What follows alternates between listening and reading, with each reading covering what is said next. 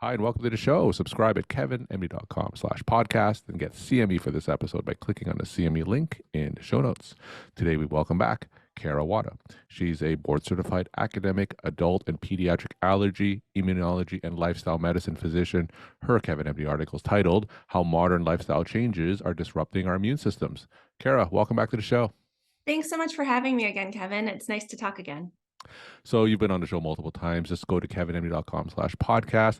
Go up to the right-hand corner. There's a search bar. Search for Kara's name, and you'll hear her story in prior episodes. But today, let's jump right into your latest article, How Modern Lifestyle Changes Are Disrupting Our Immune Systems. How did your article come together?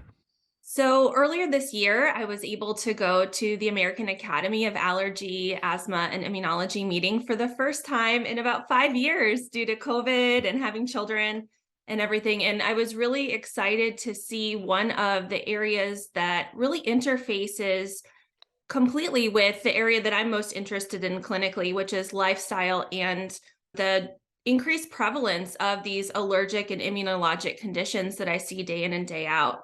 And so one of the leading theories that has taken hold and was discussed quite a bit during the meeting was the idea of the epithelial barrier hypothesis. So I wanted to talk a little bit about this theory, explain that, to and educate that others reading about that, but also talk about some of the simple things we can do in our everyday lifestyles to modify our risks as best as we know able. All right, so let's start there. What is the epithelial barrier hypothesis, and why is it important? So our epithelial barriers are our interfaces between our body and the outside world. So our skin, our gastrointestinal tract, and our respiratory tract. And these are the areas where our immune system is very active because it is trying to help protect us and determine what is friend, what is foe.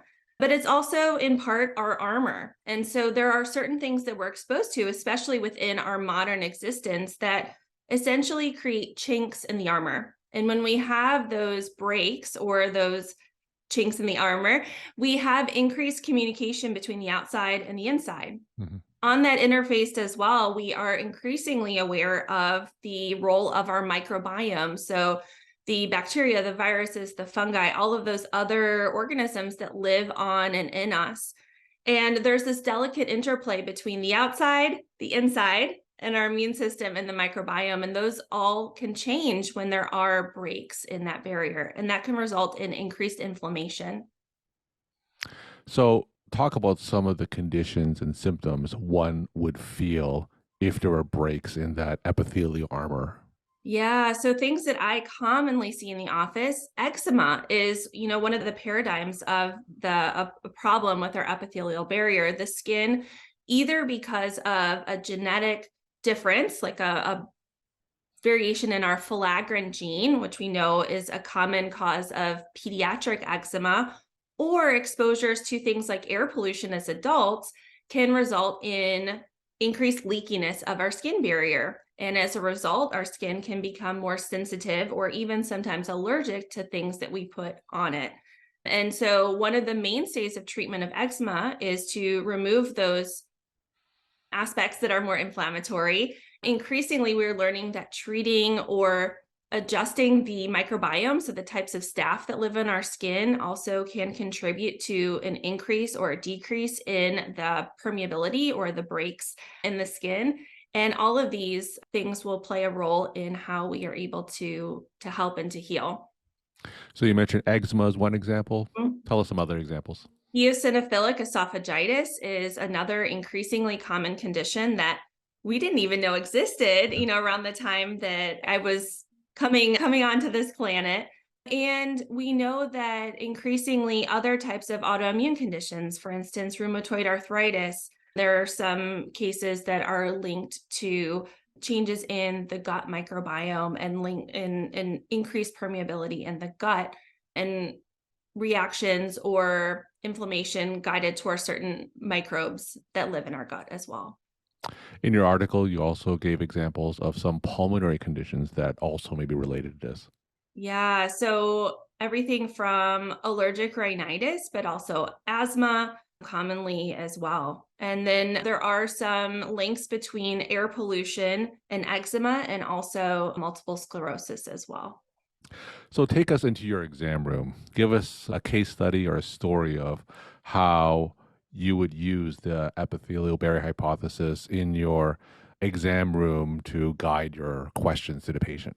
Yeah, so I recently met with a patient, a young woman, a mom in her mid 30s. She worked in the beauty care industry and she was dealing with a lot of eczema and rashes on her hands.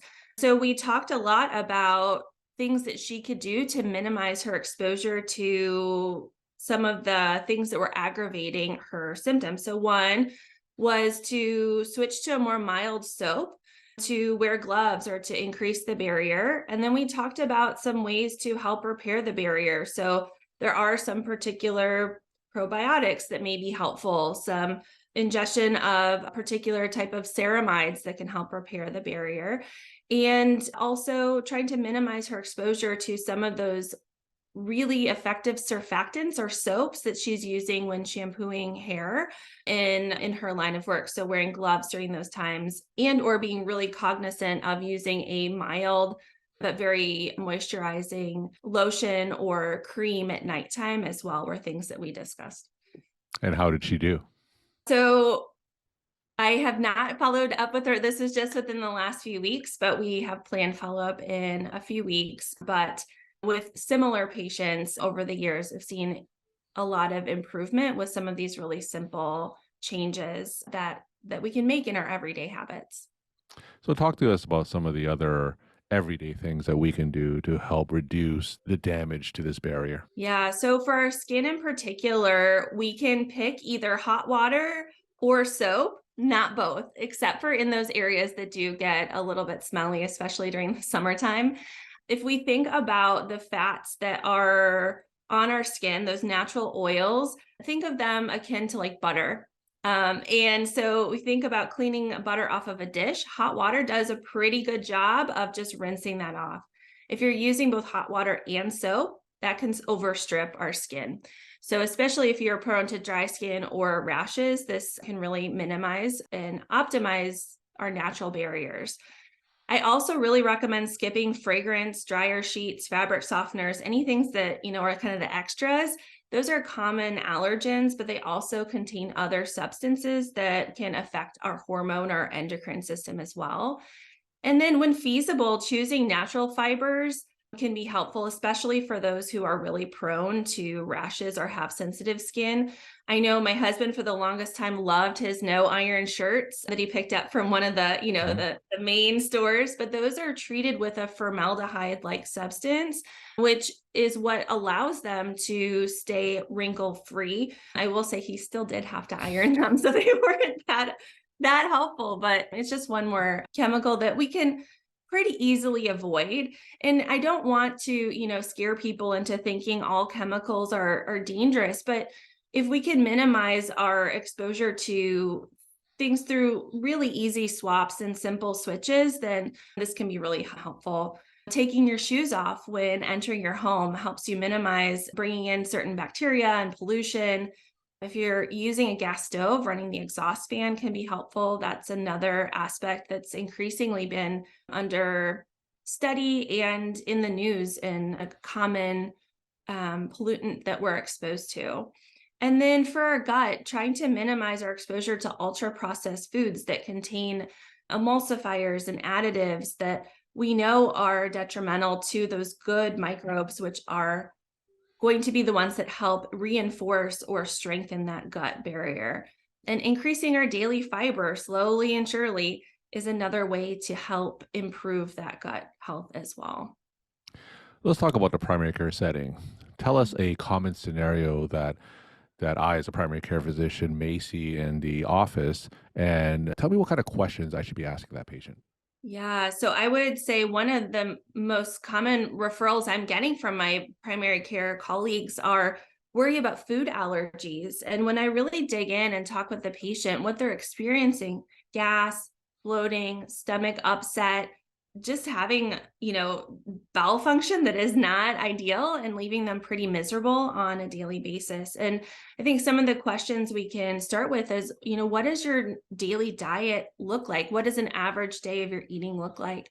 How often are you turning, to convenience foods, whether it's prepackaged or takeout food, and just trying to get a sense of how much of those ultra processed foods are coming into the diet, and also listening for, how much fiber is really part of the diet. Looking back to, thinking about my childhood, what a perfect meal would have been, from probably age 5 up until, even into my early and mid adulthood. I hate to admit this, but even into medical school would have been, a bowl of cereal or something like a toaster strudel, a Pop-Tart, for breakfast, for lunch, a grilled cheese sandwich with fries, and for dinner, kind of the typical meatloaf, mashed potatoes, and corn that I grew up on. And thinking about it, aside from maybe the mashed potatoes and the corn, there's not much nutritional value, fiber, things to help feed and help our gut health in that stereotypical American diet. And so those would be things that I would be thinking about, asking about, and then talking with the patient about, okay, what are some really simple ways that you can start introducing some of those more whole food, fiber rich ingredients in simple ways. So is there an easy way to have some whole grain toast in the morning, or some oatmeal, or a smoothie that maybe would still be as quick and easy as running through the drive-through, but be much more beneficial for their overall health, and in particular help with their symptoms as well. Now, what kind of cases or patients should we consider referring them to an allergist like yourself? So certainly if you're having anyone who is dealing with difficulty swallowing, that would be something that an allergist along with the gastroenterologist may be helpful if we're concerned about eosinophilic esophagitis. We are always happy to help in regards to patients who are dealing with eczema, chronic hives, which we're starting to see some evidence that microbiome may be playing a role in that as well. And certainly our patients dealing with increased issues with their allergies.